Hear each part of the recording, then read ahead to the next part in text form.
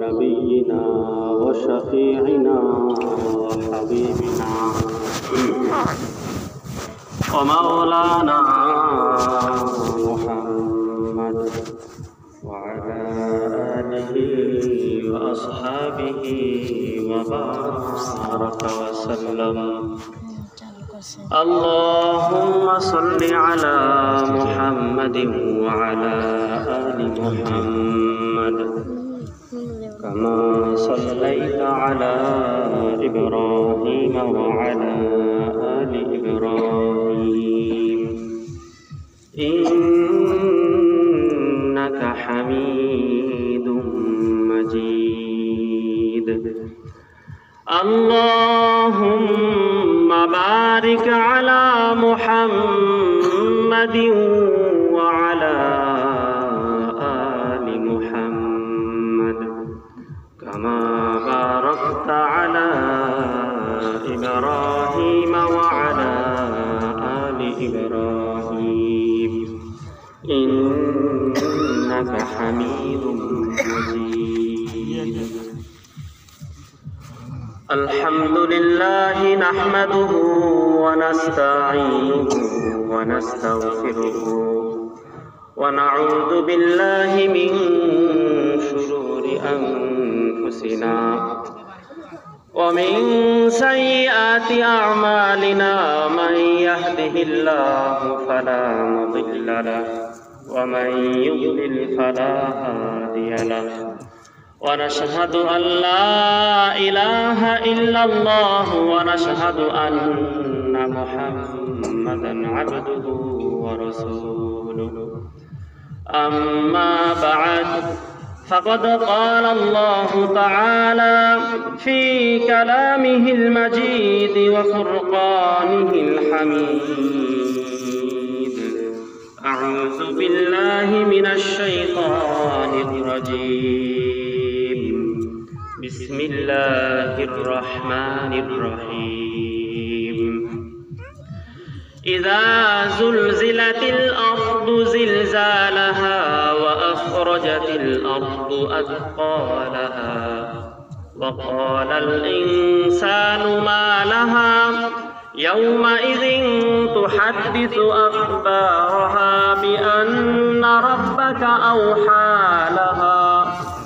يومئذ يصدر الناس أشتاتا ليروا أعمالهم فمن يعمل مثقال ذرة خيرا يره ومن يعمل مثقال ذرة شرا يره.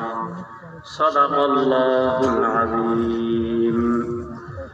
وعن أبي هريرة رضي الله تعالى عنه أنه قال: قال رسول الله صلى الله عليه وسلم: لا تقوم الساعة حتى يقبض العلم وتكثر الزلازل ويتقارب الزمان وتظهر الفتن ويكثر الهرج وهو القتل حتى يكثر فيكم المال فيفيض أو كما قال عليه الصلاة والسلام.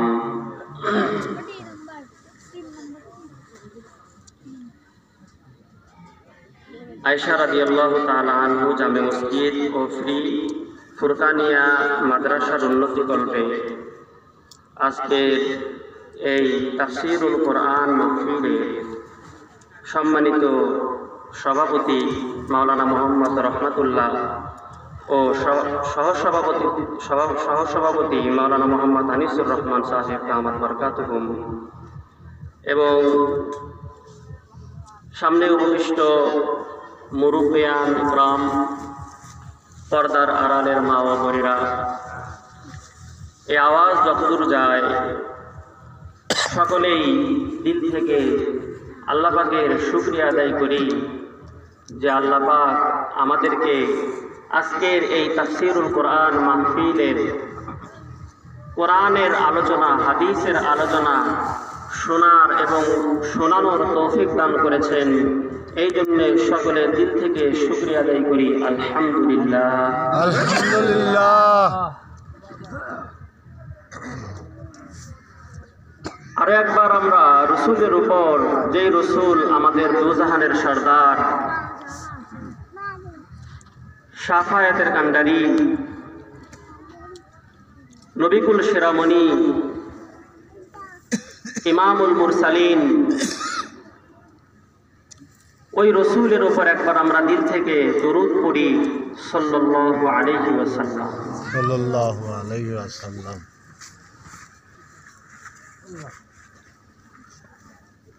মূল আলোচনায় যাওয়ার আগে ভূমিকা স্বরূপ দুইটা কথা বলবো। আমরা সবাই জানি আমাদের মুফাসসির কোরআন আল্লামা দিলওয়ার হোসেন সাইদি রহমাতুল্লাহ আলাইহি উনি আজ পৃথিবীতে নাই। আমরা জানি না সবাই? জানি। হুজুরের ব্যাপারে আমি একটা কথা শুনেছিলাম, হুজুর নাকি যখন বয়ান শুরু করবেন, যেই সময় ওনাকে এখনো দুনিয়ার লোক চেনে না, জানে না, উনি নাকি চড়ার মধ্যে যে সরিষার ক্ষেতগুলো থাকে, ধানের ক্ষেতগুলো থাকে, বিশাল বড় আকারে, এদেরকে মনে করতো এরা সবাই শ্রোতা, আমি হলাম বক্তা, আমার কথা সবাই শুনছে। শেষ জামানা পর্যন্ত আল্লাহ পাক ওনাকে ওইভাবেই কবুল করেছে। সুবহানাল্লাহ। তো আজকে এই কথাটা আমি এই কারণেই বলছি, আমাদের মজমার অবস্থা খুব বেশি একটা ভালো না। মজমার অবস্থা বেশি একটা ভালো না। তবে হ্যাঁ, আল্লাহর শুকরিয়া যে আল্লাহ পাক আমাদের মুষ্টিময় কয়েকজনকে কবুল করেছেন। তো ওই হুজুরের কথাকেই নকল করে বলছি, আমি শুধু আমার সামনে যেই কয়েকজন বসে আছেন এনাদেরকেই শ্রোতা মনে করছি না, যত দূর আওয়াজ যাচ্ছে, এমনকি ফেরেশতারাও আমাদের এই আলোচনা শুনছেন, সবাই এই মজলিসের আজকে শ্রোতা। সুবহানাল্লাহ বলেন। সুবহানাল্লাহ। তো যাই হোক, মূল আলোচনায় যাওয়া যাক। আমরা ঈমানে মুজমাল, ঈমানে মুফাসসাল, যেগুলো আমাদের ছোট ছোট সোনামণিদেরকে মক্তবের মধ্যে হুজুরেরা পড়ায় থাকেন, এটা আমরা সবাই জানি, জানি না? 7 জিনিসের উপর ঈমান আনা ফরজ। 7 জিনিসের উপর ঈমান আনা কি ফরজ? 7টা বিষয় আলোচনা সবসময় ওয়াইজিনগণ আলেম ওলামা করে থাকেন। তো ওই 7টা স্তরের ভিতরে আমি একটা স্তরের কথা, একটা প্রকারের বিষয় নিয়ে আলোচনা করব। সেই বিষয়টা হচ্ছে ওয়াল ইয়াউমিল আখির। ওয়াল ইয়াউমুল আখির। যদি আল্লাহ পাক তৌফিক দান করেন, কোরআন ও হাদিসের আলোকে এই বিষয়গুলো সর্বপ্রথম নিজে বুঝে নিজে আমল করব, এরপরে আল্লাহ পাক যেন আমাকে এবং আপনাদেরকে ওই কথার উপর আমল করার তৌফিক দান করেন।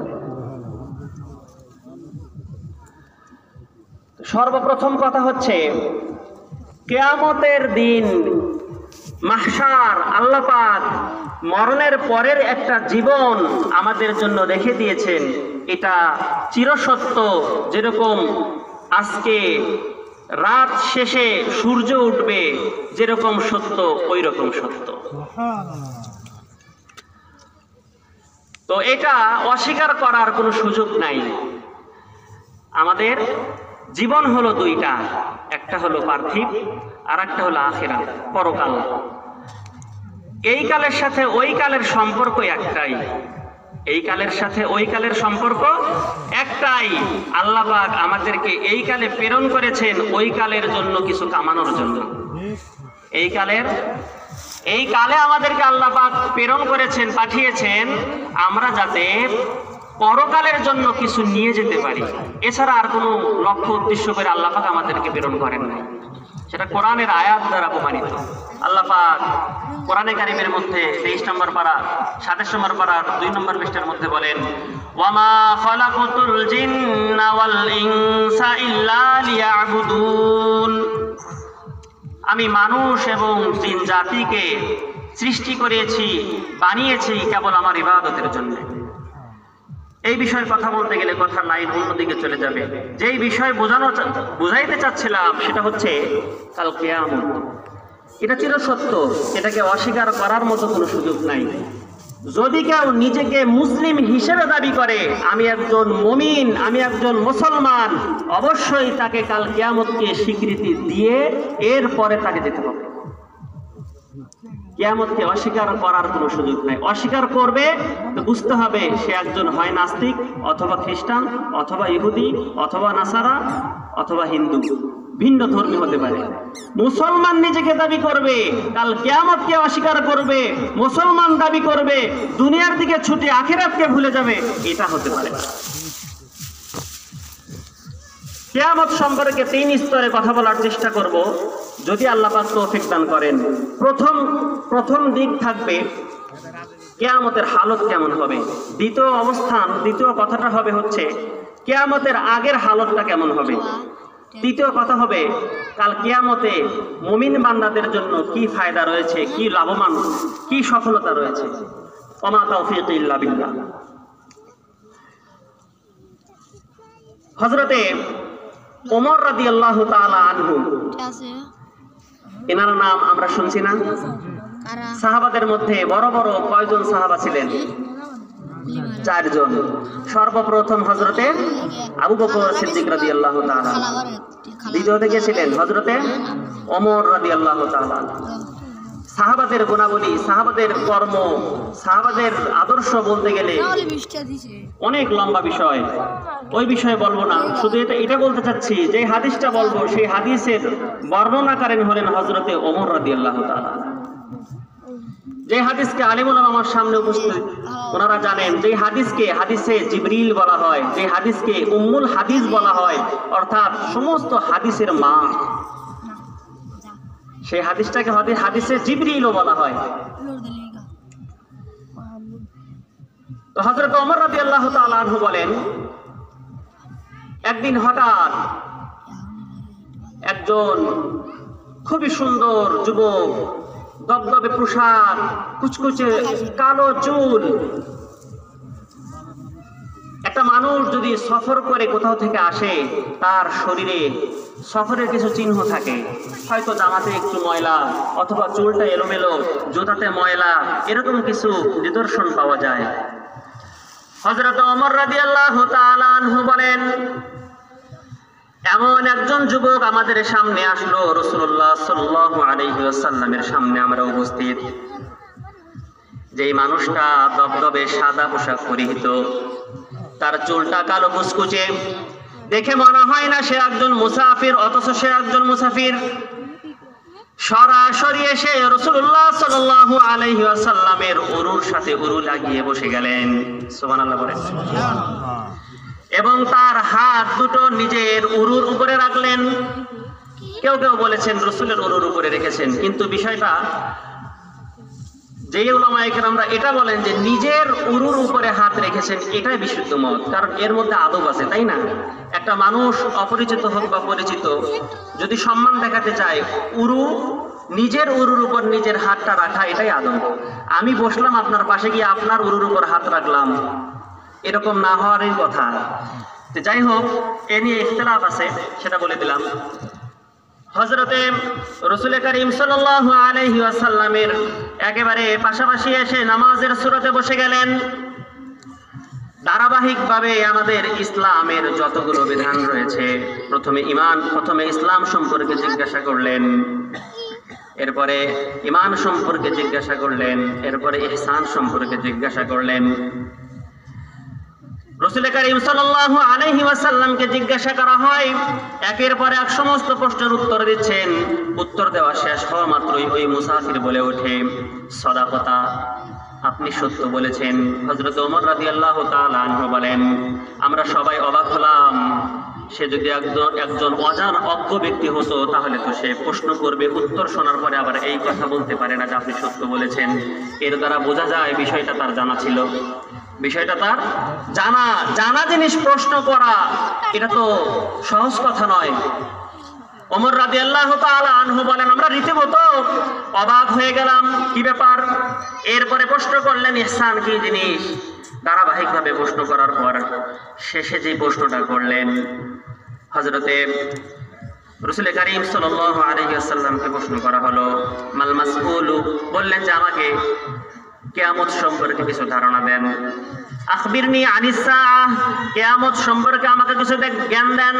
আল্লাহর রাসূল সাল্লাল্লাহু আলাইহি ওয়াসাল্লাম বললেন, মাল মাসউলু আনহা বিআ'লামা মিনাস সাইল, আমি প্রশ্নকারীর চাইতে যাকে প্রশ্ন করা হয়েছে সে তার চাইতে বেশি জানে না। অর্থাৎ প্রশ্ন যে করেছেন সে যা জানে, প্রশ্ন যাকে করা হয়েছে সেও ততটুকুই জানে। অর্থাৎ কিয়ামত কবে হবে কেউ জানে না। কোরআনে কারীমের মধ্যে আল্লাহ পাক সূরা লুকমানের শেষের কয়েকটা আয়াতের একটা আয়াতের মধ্যে বলে দেন, ইন্নাল্লাহা ইনদাহু ইলমুস সাআহ ওয়া ইউনাজ্জিলুল গায়সা ওয়া ইয়ালামু মা ফিল আরহাম ওয়া মা তাদরি নাফসুম মাযা তাকসিবু গাদা ওয়া মা তাদরি নাফসুম বিআইয়ি আরদিন তামুত ইন্নাল্লাহা আলীমুন খাবীর। পাঁচটা জিনিসের ইলম কার কাছে? পাঁচটা জিনিসের ইলম কেবল আল্লাহর কাছে, যা অন্য কেউ জানে না, কোন নবী রাসূলকেও আল্লাহ পাক জানান নাই। তার মধ্যে সর্বপ্রথম জিনিসটাই হইল কিয়ামত কবে হবে কেউ জানে না। কিয়ামত কবে হবে কেউ জানে না। এরপরে হযরতে জিবরিল, এরপরে রাসূল কারীম সাল্লাল্লাহু আলাইহি ওয়াসাল্লাম ওই প্রশ্নকারীকে বললেন, এটা তো আপনি যতটুকু জানেন আমিও ততটুকু জানি, অর্থাৎ কিয়ামত সম্পর্কে আমরা কেউ জানি না, আল্লাহ ছাড়া কেউ জানে না। এরপরে ওই মুসাফির ব্যক্তি বলেন যে তাহলে আমাকে কিয়ামতের আলামত সম্পর্কে কিছু জ্ঞান দেন। কিয়ামতের আলামত সম্পর্কে আমাকে কিছু জ্ঞান দেন। কিয়ামত কবে হবে এটা বলতে পারলেন না, কিয়ামত হওয়ার আলামতটা বলেন। বৃষ্টি হবে কবে? আবহাওয়া পূর্বাভাস থেকে আমরা 2-3 দিন আগেই এখন জানতে পারি। যদি আকাশটা মেঘাচ্ছন্ন থাকে সেটা দূরবীন দিয়ে দেখা যায় না যায়। মুসাফির ব্যক্তি বললেন তাহলে আমাকে আলামত বলে দেন। আল্লাহর রাসূল সাল্লাল্লাহু আলাইহি ওয়াসাল্লাম বললেন, কিয়ামতের আলামতের মধ্যে 2টা আলামত আল্লাহর রাসূল এই হাদিসের মধ্যে উল্লেখ করেন। 1 নম্বর আলামত হচ্ছে আনতালিদাল আমাতু রাব্বাতাহা, অর্থাৎ দাসী তার মনিবকে জন্ম দেবে। দাসী তার মনিবকে জন্ম দিবে। এই কথার ব্যাখ্যা মুহাদ্দিসিনে ইকরাম 2 ভাবে করে থাকেন।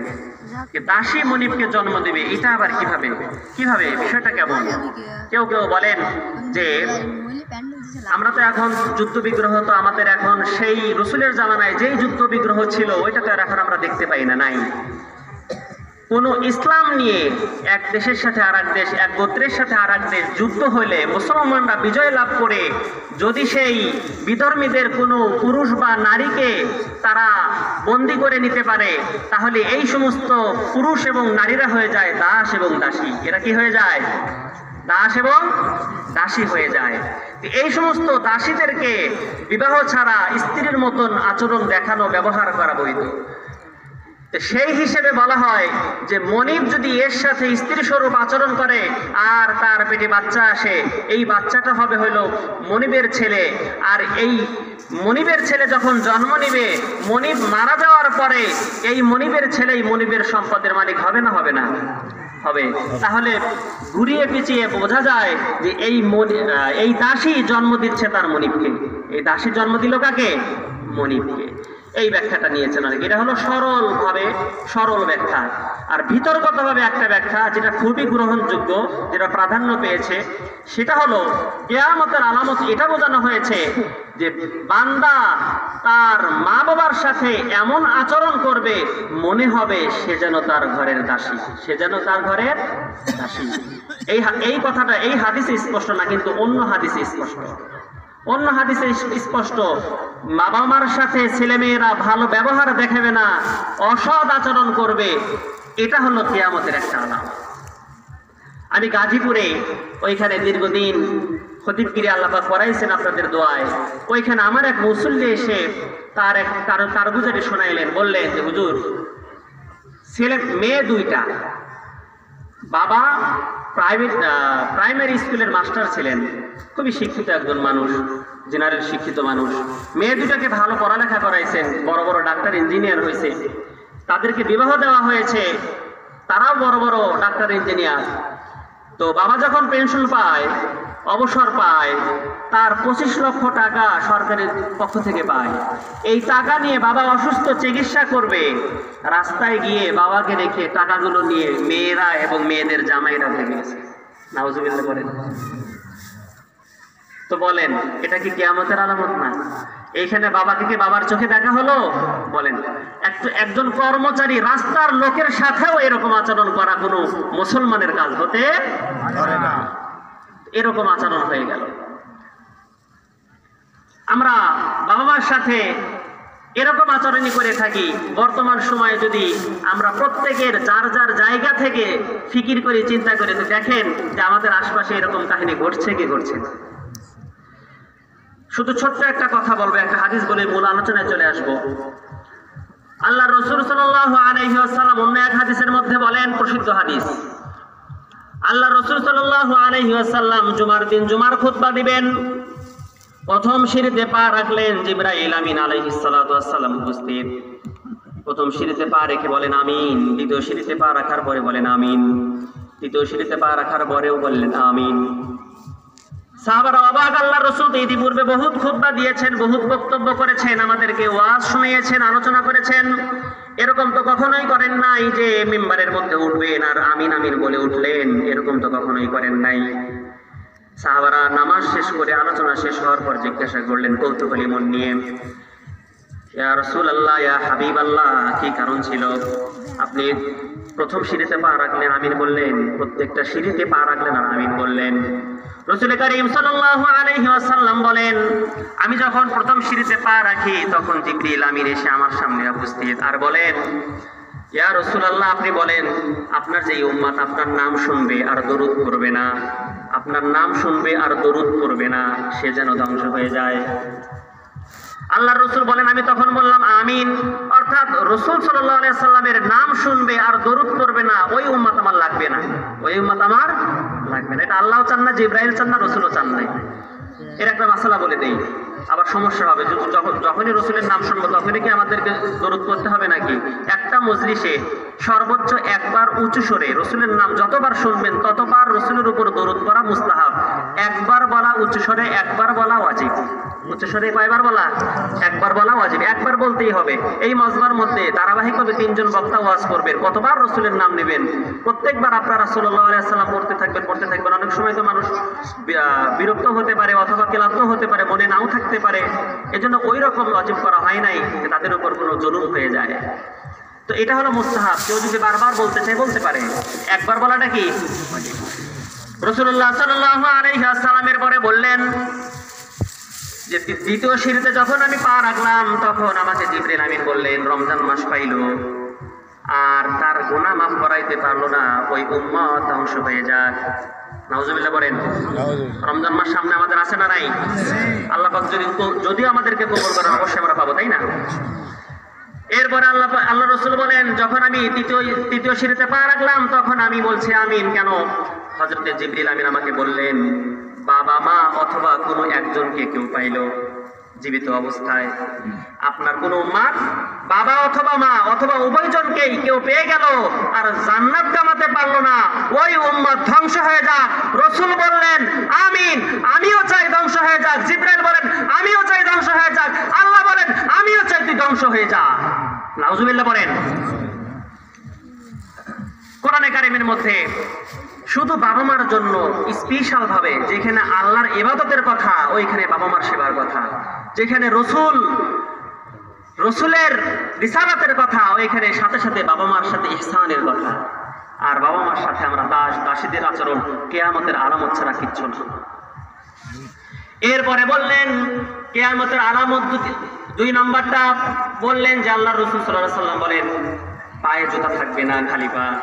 পায়ে জুতা থাকবে না, খালি পা। রাখাল, কাঙ্গাল, মূর্খ সূর্খ মানুষ বড় বড় দালান কোঠা বানাবে, বড় বড় দালান কোঠা বানিয়ে তারা আরামায়েশ করবে। এটা কিয়ামতের আলামত। এখানে এখন অনেকে মনে করতেছেন যে হুজুর, তাহলে যে আমরা তো প্রতি বছর বিঘার পর বিঘা জমি আবাদ করি, আমার ঘরে অনেক ধান অনেক চাল, আমি তো একটা বিল্ডিং করতেই পারি। আমাদের গ্রামের শিল্পপতিরা 3 তলা করতে পারলে আমি তো 1 তলা করতেই পারি। পারে না? অবশ্যই পারে, এটা নাজায়েজ না। এই হাদিসে সেটা বোঝানো হয় নাই। এইখানে বোঝানো হয়েছে মূলত একজন শিক্ষিত সভ্য ভদ্র, যারা সমাজতা বোঝে, মানবতা বোঝে, মনুষ্যত্ব বোঝে, সমাজে যাদের অনেক নাম ডাক, এরকম ব্যক্তিরা অর্থ এবং সম্পদের মালিক হবে। যেহেতু তার আকল বেশি, তার জ্ঞান এবং বুদ্ধি বেশি, এরকম মানুষ ধন এবং সম্পদের মালিক হবে। সেটা না হয়ে যখন একজন মূর্খ মানুষ অর্থ সম্পদের মালিক হয়ে দালান কোটা দেয়, এটা কিয়ামতের আলামত ছাড়া কিচ্ছু না। অনুপযুক্ত ব্যক্তিরা উপযুক্ত ব্যক্তির স্থানে চলে গেছে। এই কথাটা অন্য একটা হাদিসের মধ্যে আরো স্পষ্ট হবে। হযরতে রাসূল করিম সাল্লাল্লাহু আলাইহি ওয়াসাল্লাম একবার বক্তব্য দিচ্ছেন। উদাহরণস্বরূপ এই মসজিদ যেরকম, এরকম উদাহরণস্বরূপ বললাম, আবার কেউ আবার অর্থটা অন্যদিকে নিয়েন না। আল্লাহ রাসূল সাল্লাল্লাহু আলাইহি ওয়াসাল্লাম বক্তব্য দিচ্ছেন, হঠাৎ একজন সাহাবা, গ্রাম্য সাহাবা, সে এসে বলল, ইয়া রাসূলুল্লাহ মাতাস সাআহ, কিয়ামত কবে হবে? আল্লাহ রাসূল সাল্লাল্লাহু আলাইহি ওয়াসাল্লাম বললেন, আল্লাহ রাসূল সাল্লাল্লাহু আলাইহি ওয়াসাল্লাম কিছু বললেন না, চুপ ছিলেন, অর্থাৎ নিজের আলোচনা চালিয়ে যাচ্ছিলেন। এইখানে যেরকম কথা বলছি, পাশ থেকে একজন কথা বললো, আমি তার কথার দিকে ভ্রুক্ষেপ না করে যদি আমি আমার আলোচনা চলে যাই, তার কথার দিকে যদি আমি ভ্রুক্ষেপ না করি, যেই রকম অবস্থা ওই রকম অবস্থা, মনে করেন। তা আল্লাহ রাসূল সাল্লাল্লাহু আলাইহি ওয়াসাল্লাম আপন গতিতে নিজের আলোচনা চালিয়ে গেলেন। যেই সম্প্রদায়কে সামনে রেখে আল্লাহ রাসূল কথা বলছিলেন, ওই সম্প্রদায় দুই ভাগে ভাগ হয়ে একদল বলতে লাগলো, যেই প্রশ্নকারী প্রশ্ন করেছেন ওই ব্যক্তির প্রশ্ন আল্লাহ রাসূলের পছন্দ হয় নাই, এই জন্য আল্লাহ রাসূল তার প্রশ্নের উত্তর দেন নাই। আর একদল বলেন, না, বিষয়টা এরকম নয়, আল্লাহ রাসূল ওই প্রশ্নকারীর প্রশ্নই শোনেন নাই। রাসূল করিম সাল্লাল্লাহু আলাইহি ওয়াসাল্লাম আলোচনা শেষ করলেন, এরপরে জিজ্ঞাসা করলেন, আরাহু মানিস সাআহ, কিয়ামত সম্পর্কে প্রশ্ন করেছে ওই ব্যক্তিটা কোথায়? প্রশ্নকারী এসে বলে, আনা ইয়া রাসূলুল্লাহ, ইয়া রাসূলুল্লাহ, এই যে আমি আপনার সামনে উপস্থিত। রাসূল করিম সাল্লাল্লাহু আলাইহি ওয়াসাল্লাম বললেন, শোনো, কিয়ামতকে তুমি তখনই মনে করবে যে কিয়ামত একেবারেই নিকটে চলে এসেছে, যেই সময় তুমি দেখবে আমানতের খেয়ানত হচ্ছে। কি হচ্ছে? আমানতের খেয়ানত হচ্ছে। প্রশ্নকারী আবার প্রশ্ন করেন, কাইফা ইয়াতুহা, অর্থাৎ ওই আমানতের খেয়ানত আমরা কিভাবে বুঝবো? আল্লাহ রাসূল সাল্লাল্লাহু আলাইহি ওয়াসাল্লাম বলেন, ইযা উসিদাল আমরু ইলা গায়রি আহলিহি ফান্তাযিরিস সাআহ, যখন তুমি দেখবে অনুপযুক্ত ব্যক্তি কোনো উপযুক্ত ব্যক্তির দায়িত্ব পেয়ে যায়, নাউজুবিল্লাহ বলেন, আমি উপযুক্ত নই ইমামতি করার, অর্থাৎ আমি সমাজের একজন সম্মানিত ইমাম হয়ে বসে আছি, আছে না নাই?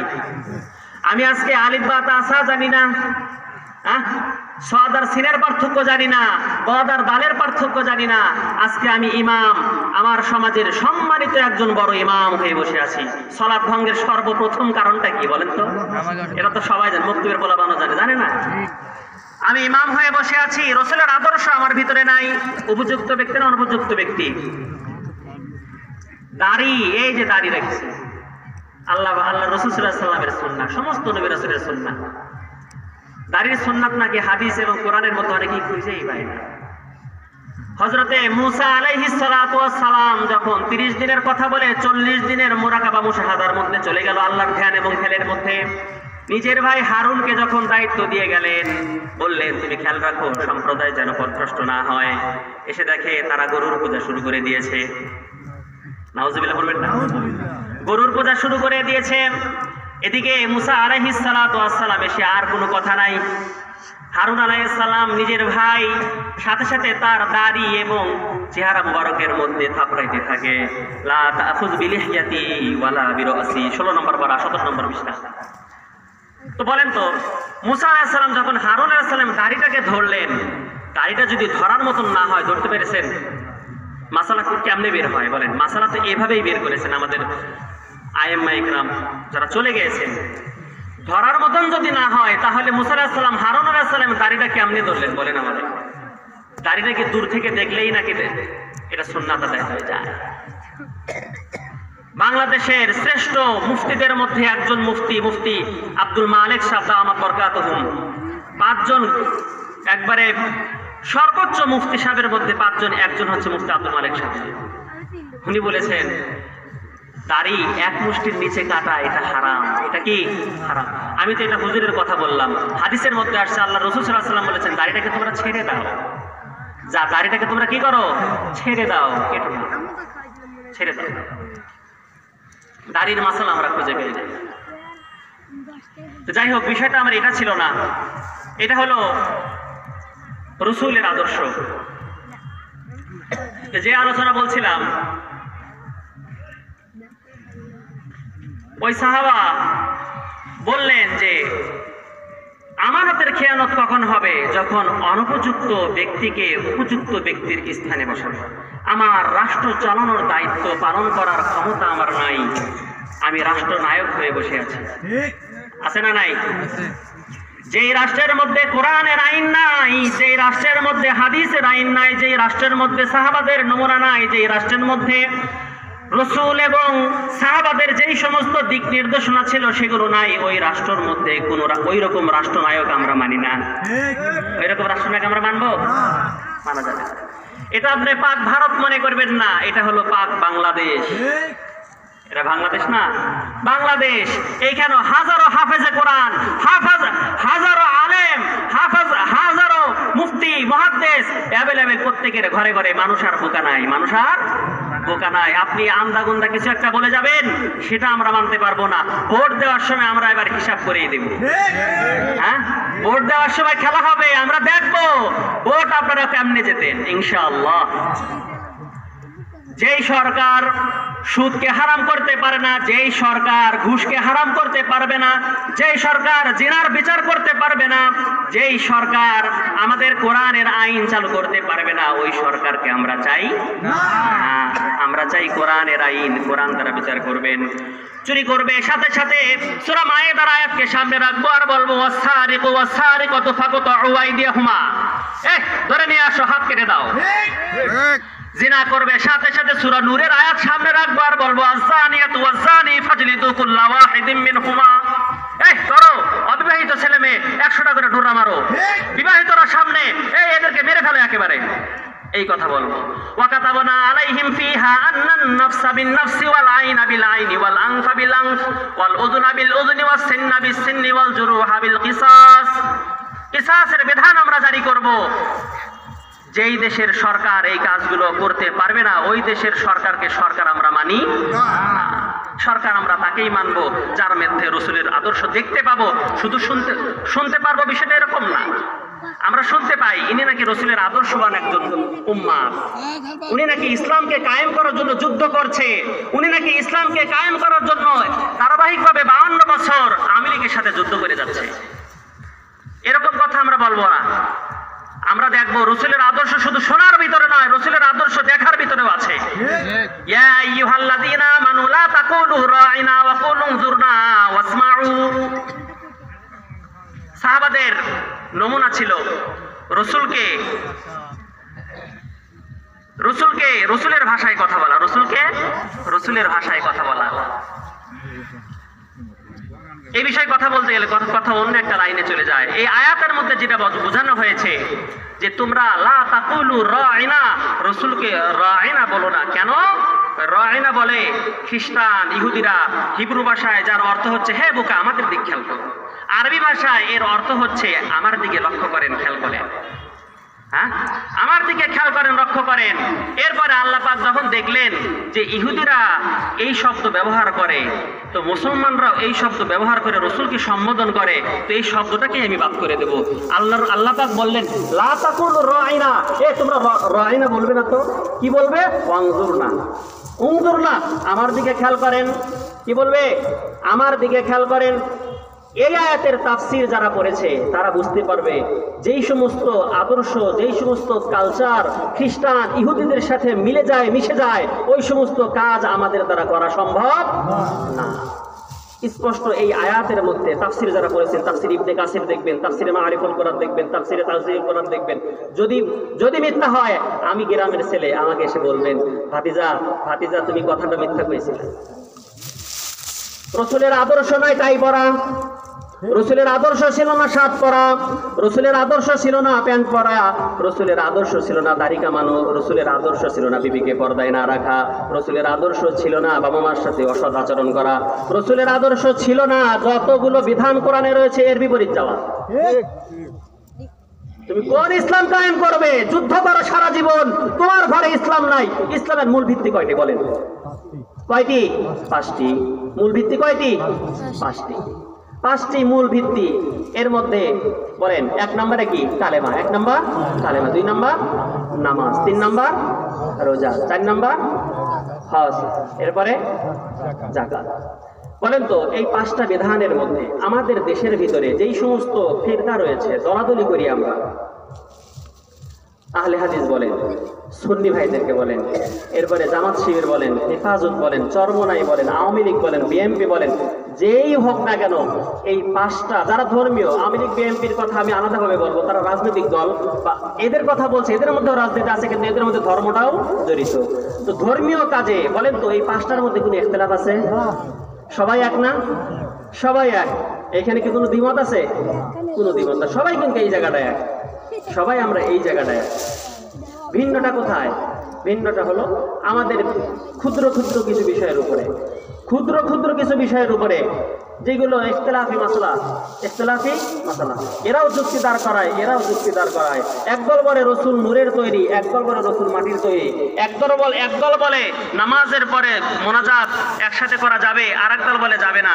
একদল বলবে যে কিয়ামে মিলাদ কিয়াম করা যাবে, আর একদল বলবে মিলাদ কিয়াম করা যাবে না। দলিল সামনে রাখলে উভয়জনরাই সামনে রাখে, রাখে না? রাখে না। এগুলো আমাদের ইখতিলাফি মাসলা মাসাইল, যেগুলো আমাদের সমাজে, আমাদের দেশে বিদ্যমান, এগুলো কিয়ামত পর্যন্ত থাকবে, কিন্তু মূল জায়গায় আমরা সবাই এক, মূল জায়গায় সবাই এক। এইখানে কোনো ভিন্নতা নাই, এইখানে কোনো ভিন্নতা নাই।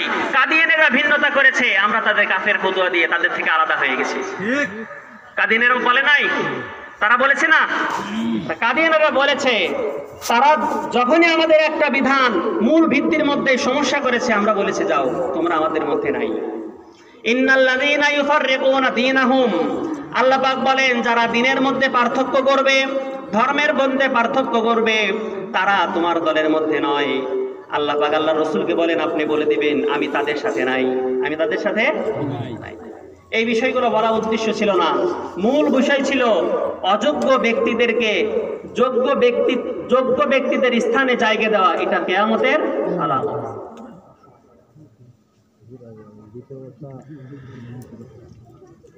আচ্ছা, যাই হোক,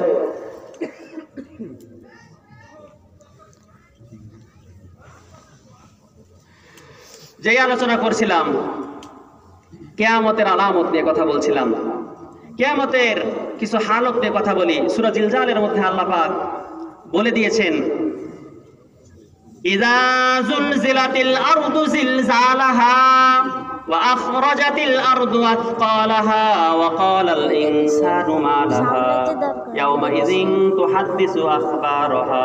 ভিডিও করব। খেয়াল করেন আপনি, যখন জমিন প্রচন্ড কম্পনে প্রকম্পিত হয়ে যাবে, ওয়া আখরাজাতিল আরদু আথকালাহা, এবং জমিন তার সমস্ত বোঝা বের করে দিবেন, জমিন তার বোঝা বের করে দিবেন। কিয়ামতের সময় যখন আল্লাহ পাক কিয়ামত কায়েম করবেন, ওই সময়ের অবস্থার কথা আল্লাহ পাক এই সূরার মধ্যে বলছেন। সেটা কেমন? সেটা কেমন?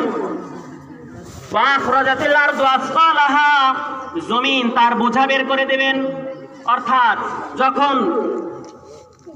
ইসরাফিল আলাইহিস সালাম সিংহায় ফু দিবেন, জমিন ফেটে যাবে। জমিন কি হবে?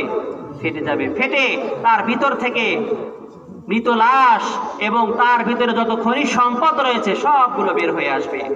ওয়াকালাল ইনসানু মা লাহা, এবং মানুষরা বলতে থাকবে মা লাহা, এই জমিনের কি হলো? হ্যাঁ, এটা কি হলো? আমেরিকায় হচ্ছে না? হচ্ছে না? জানেন না কেউ নাকি? আন্তর্জাতিক খবর নাই আপনাদের কাছে? হাজারো হাজারো বিঘার পর বিঘা জায়গা পুরে ছারখার। আল্লাহ একেবারে দেখাইছেন, দেখাইছেন না? একেবারে দেখাইছেন। দীর্ঘদিন তারা ফিলিস্তিনের উপর অত্যাচার তারা আফগানের উপর অত্যাচার, মুসলিম জাতির উপরে অত্যাচার, মুসলমান মানে সন্ত্রাস, মুসলমান মানেই সন্ত্রাস, তারা এই শিক্ষাটা দেয়। তারা সিনেমার মাধ্যমে দিবে, নাটকের মাধ্যমে দিবে, কবিতার মাধ্যমে দিবে, বইয়ের ভাষায় দিবে, যত ভাবে পারে পত্রিকার মধ্যে দিবে। সমস্ত হালতে তারা এটাই বুঝায় যে মুসলমান মানেই সন্ত্রাস।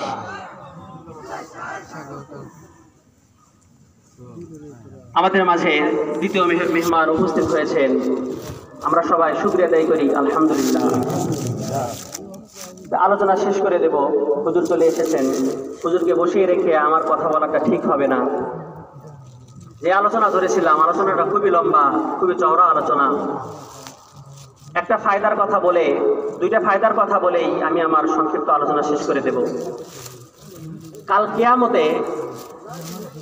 কিয়ামতে মুমিন বান্দাদের সফলতা নিয়ে একটা হাদিস শোনাব। আমরা সবাই কাল কিয়ামতে একটা জিনিস খুব বেশি আশা করব,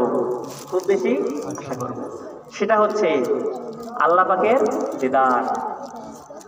আল্লাহ যেই রব আমাকে বানাইলেন, যেই রব সমস্ত জাহানকে বানালেন, 7 আসমান 7 জমিন সবকিছু বানালেন, ওই রবকে একবার দেখতে মন চাবে না? সাহাবারা জিজ্ঞাসা করলেন, ইয়া রাসূলুল্লাহ, ইয়া হাবিবাল্লাহ, কাল কিয়ামতে কি আমরা আমাদের রবকে দেখতে পাবো? আল্লাহ রাসূল সাল্লাল্লাহু আলাইহি ওয়াসাল্লাম বললেন, চন্দ্র রাতে, চাঁদের রাত 14 তারিখ, ওই সময় পূর্ণিমার অবস্থাটা কেমন থাকে? একেবারে ঝকঝকে চকচকে না? আল্লাহ রাসূল সাল্লাল্লাহু আলাইহি ওয়াসাল্লাম বলেন, মেঘমুক্ত আকাশে চাঁদ দেখতে কি তোমাদের কোনো অসুবিধা হয়? সাহাবারা বললেন, না ইয়া রাসূলুল্লাহ, কোনো অসুবিধাই তো হয় না। এরপরে বললেন, মেঘমুক্ত আকাশে সূর্য দেখতে কি তোমাদের কোনো অসুবিধা হয়? বললেন, না, তা তো আমাদের কোনো অসুবিধা হয় না। আল্লাহ রাসূল বললেন, ওই দিন ঠিক যেরকম তোমরা মেঘমুক্ত চন্দ্র দেখতে পারো, মেঘমুক্ত আকাশে সূর্য দেখতে পারো, ওই রকম তোমরা তোমাদের রবকে দেখতে পারবে। সুবহানাল্লাহ বলবেন না? একটা ছোট্ট আমল, এই আমলের কথা আজকে আমরা সবাই স্মরণে রাখবো, যেই আমল আল্লাহ রাসূল সাল্লাল্লাহু আলাইহি ওয়াসাল্লাম সালাতের মধ্যে করেছেন। এই কিয়ামতের আলামত, কিয়ামতের আযাব, কবরের আযাব, দাজ্জালের আযাব থেকে, মউতের আযাব থেকে, হায়াতের আযাব থেকে বাঁচার জন্য আল্লাহ রাসূল সাল্লাল্লাহু আলাইহি ওয়াসাল্লাম সালাতের মধ্যে একটা দোয়া পড়তেন। সেই দোয়াটা আমরা সবাই শিখতে রাজি আছি না নাই? ইনশাআল্লাহ। আম্মাজান আয়েশা রাদিয়াল্লাহু তাআলা আনহা বলেন, আমি রাসূলুল্লাহ সাল্লাল্লাহু আলাইহি ওয়াসাল্লামকে দেখেছি, উনি সালাতের আগে, সালাম ফেরানোর আগে এই দোয়া পড়তেন। বলতেন, আল্লাহুম্মা ইন্নী আউযু বিকা মিন আযাবিল কবরি, হে আল্লাহ, আপনি আমাকে কবরের আযাব থেকে রক্ষা করেন, পানা দেন, আশ্রয় দেন। এরপরে বলতেন, ওয়া আউযু বিকা মিন ফিতনাতিল মাসিহিদ দাজ্জাল, কিয়ামতের আগে যেই দাজ্জালের আবির্ভাব হবে, যেই দাজ্জাল আমাদের ঈমানকে কিনে নেওয়ার চেষ্টা করবে, যেই দাজ্জাল আমাদেরকে একবার মৃত্যু দিবে আবার জীবিত করবে, ওই দাজ্জালের ফিতনা থেকে আমাদের বাঁচাইবেন, আমাদের ঈমানকে রক্ষা করবেন। এরপর আল্লাহ রাসূল সাল্লাল্লাহু আলাইহি ওয়াসাল্লাম দোয়া করতেন, আপনি ওয়াউযু বিকা মিন ফিতনাতিল মাহইয়া ওয়া ফিতনাতিল মামাত, অর্থাৎ আমার জীবনের যত ফিতনা রয়েছে এবং আমার মরণের মধ্যে যত ফিতনা রয়েছে, যত ভয়াবহ পরীক্ষা রয়েছে, এই সমস্ত ফিতনা থেকে আমাকে রক্ষা করবেন। সুবহানাল্লাহ বলেন। এই দোয়াটা আমরা পড়তে পারবো তো ইনশাআল্লাহ? আল্লাহ পাক আমাদের সকলকে কিয়ামতের আলামত বুঝে সেই কিয়ামত থেকে, কিয়ামতের দুর্দশা থেকে বেঁচে থাকার তৌফিক দান করুক। আমিন। আল্লাহ পাক আমাদের সকলকে কোরআন ও হাদিসের আলোকে নিজের পরিবার, সর্বপ্রথম নিজেকে, এরপরে নিজের পরিবারকে, নিজের সমাজকে, নিজের রাষ্ট্রকে আন্তর্জাতিক পর্যায়ে কোরআনের আইন চালু করার তৌফিক দান করুক। ওয়া আখিরু দাওয়ানা আলহামদুলিল্লাহি রাব্বিল আলামিন।